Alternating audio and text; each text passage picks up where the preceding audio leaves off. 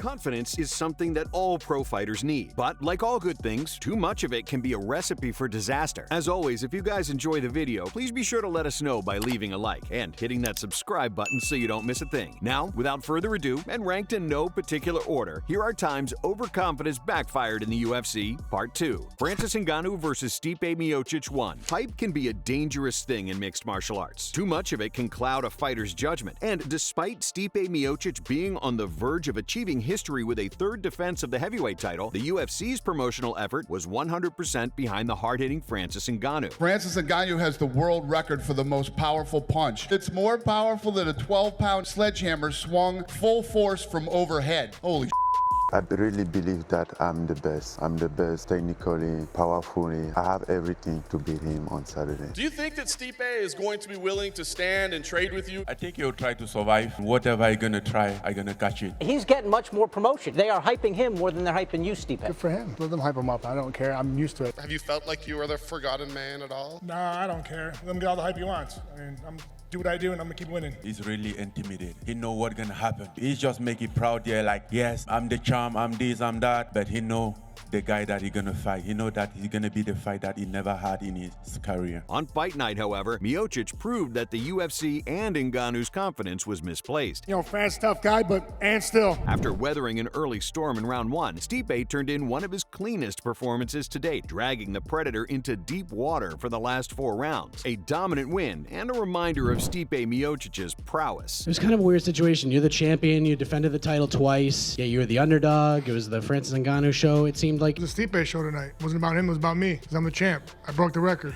I'm the best. Ronda Rousey versus Holm. The higher they climb, the further they can fall. And when it came time for Ronda Rousey's electric reign to come to an end, man, the results were pretty shocking to say the least. At this point, Ronda Mania was in full swing, and even the mainstream world was really starting to take notice of this dominant, trailblazing talent. But just as Ronda was truly starting to break through, her UFC 193 headlining matchup against Holm was set. Despite Holly's decorated background in boxing and her excellent start to her MMA career, it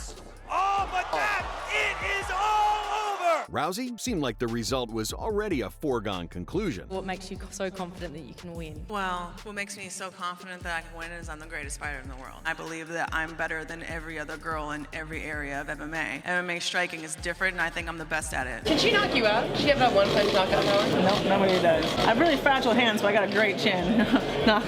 I'm going to show her what's up on Sunday, and I'm done with all of this. I'm surprised her and everyone else with another win. All that respect, all that everything, all you being sweet, I see right now that it's fake and you're going to get it on Sunday. I'm more prepared than she is for this, and I'm going to win on Sunday, and everyone's going to see. Unfortunately for her, Holm was actually the perfect opponent to counter Ronda's skill set. And when the preacher's daughter landed that devastating head kick in the second round, it brought an entire era to an end. Tonight was one of those moments, man. These are the moments in fighting that make it so crazy and so fun. Conor McGregor versus Khabib Nurmagomedov. Who knows how a fight between the 2016 version of Conor McGregor and prime Khabib Nurmagomedov would have played out. Maybe it would have been eerily similar to the UFC 229 headliner we got. But if one thing's for certain, it's that Conor has some serious overconfidence issues, thinking he could end a 2-year absence from MMA by stepping in there and taking on the greatest lightweight of all time. From the two of you, could we get an official prediction on the fight? Domination, his head bouncing off the canvas. I am going to truly love putting a bad beating on this little glass jaw rat. Too easy, too flat-footed, too predictable. I'm gonna go do that. Yeah, with the real dogs now, brother, yeah? And they're gonna be smoked October 6th, and I am gonna love every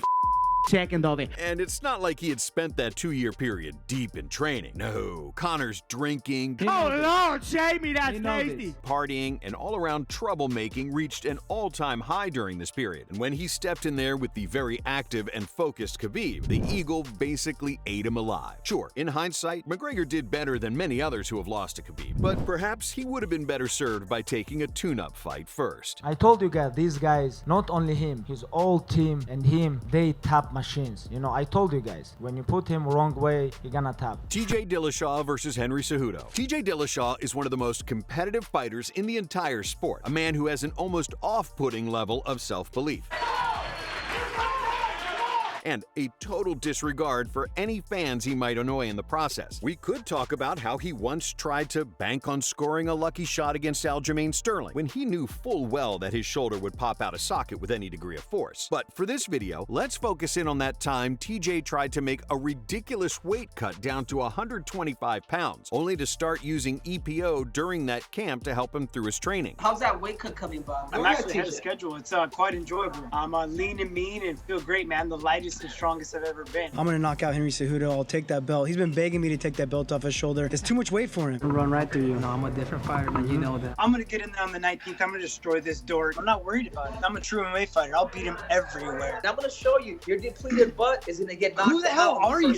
And when the time came to fight, the first clean shot Henry Cejudo landed completely cracked TJ's chin. This was an average-sized bantamweight making a cut that was just never gonna work. A classic example of biting off more than you can chew. Look, congratulations, Henry Cejudo, but you did not win. You did not win this fight. That's complete bull.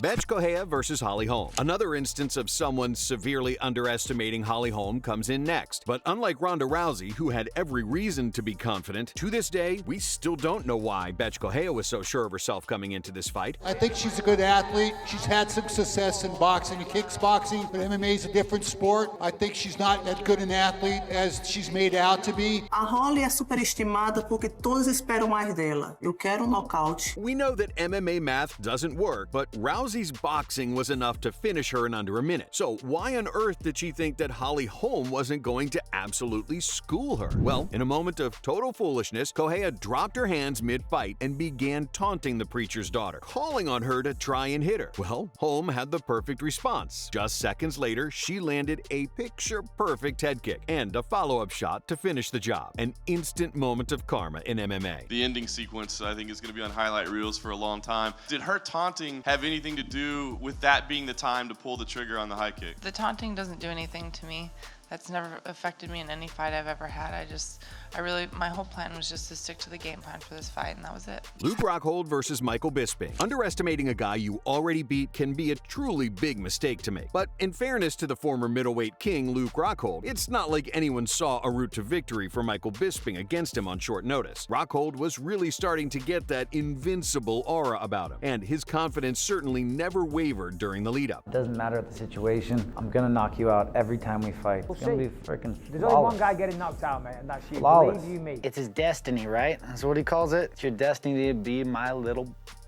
You're just an average bloke. Good use of English. I'm a samurai. I'm gonna come in there silent, undetected, and I'm gonna knock you out. I'm gonna make my kill, and I'm gonna fucking be out. You're making a I'll be out on yourself. the next contract. I get to walk in on 2 weeks' you. notice. I get to punch him in the face and become world champion at the same time. I am a happy man. But he's gonna find out there's levels to this game. It's time to penetrate that thick skull and make him realize his true destiny. That's behind the desk. So when the fight kicked off, Rockhold fought like he didn't have a care in the world. But when the count landed that now legendary left hook that stunned the champion, the MMA world were brought to their feet, and Michael Bisping finished the job just seconds later, becoming one of the most unlikely champions in the company's history. How do you feel getting revenge? I don't know. Some say revenge is sweet. I disagree. I think it's better than sweet. You got knocked out, buddy. Sit down, shut up. You got lucky. All right. Oh, yeah. Real lucky. First round, buddy. Darren Till versus Tyron Woodley. Prospects in MMA generally get found out pretty quickly if they're not up to the task. And for Darren Till, though he is still considered a good but flawed fighter, when he initially rose up to take on the dominant welterweight king Tyron Woodley, it was clear that the UFC were really trying to push him. Woodley had been a divisive champion who had turned many fans off as a result of his boring fighting style. So when the young, brash, and dynamic Till managed to earn a title fight, everyone, including UFC President Dana White, was confident that a new star was about to be born. 26 years old, undefeated, long and big for the weight class. He's got all the attributes to be a big star. You know, he's defended the belt so many times, he's beaten the best in the division. Why are you the guy to take the belt off him? So I'm the best welterweight in the division. There's no doubt, nothing in my mind. I know I am the best welterweight in that division. I just know it. And I think they know it as well. They know it. I can feel it. I know I will be the champion. I'm going to impose my will on Tyron Woodley. That's how I see the fight playing out. He just hasn't faced the person person like Darren Till, I just don't believe Tyron can beat me. Every dog has its day, and your day's gonna come September 8th. You're the old lion now, so let me do my work. Unfortunately for them, all this did was bring out a different level of fire in Tyron Woodley. When I'm faced with a lion that want to take my belt, it's game time. Everybody think they want something until they lock that octagon, and he gonna see. And on fight night, he dominated Till, scoring a huge knockdown in the second round and finishing the bout with an easy Darce choke. During the build-up to this bout, Till had looked set to take over the fight game, but it was clear that he just wasn't on Woodley's level in the cage. I was too relaxed, I was too confident. I'm always confident, everyone knows that. But I was too...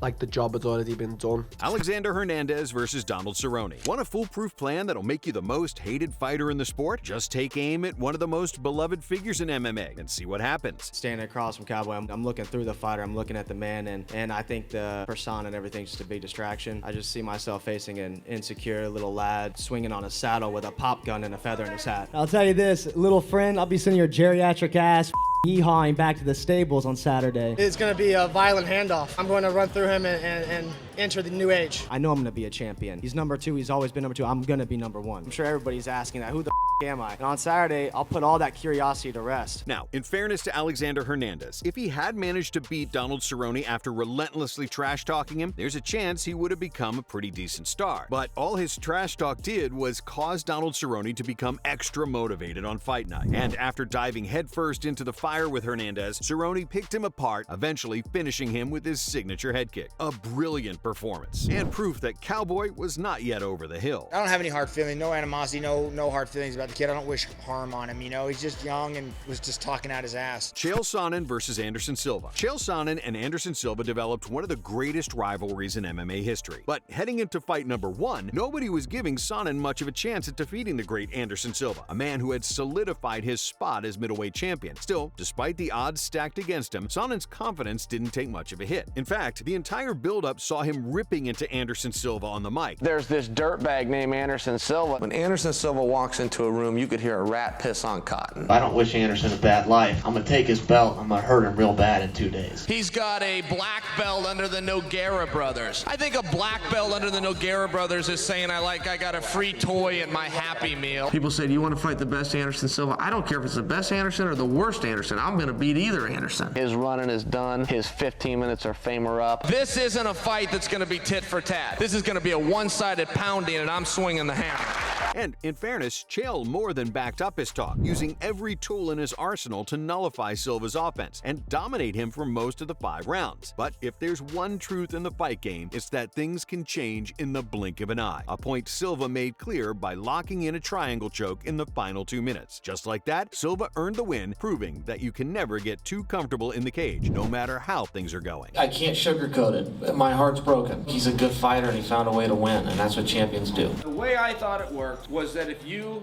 tapped, you lost that round. And if anyone had explained to me that that stops the bout in its entirety, I would not have tapped. As always, if you guys enjoyed the video, please be sure to let us know by leaving a like and hitting that subscribe button so you don't miss a thing. Thanks so much for watching, and we'll see you in the next one.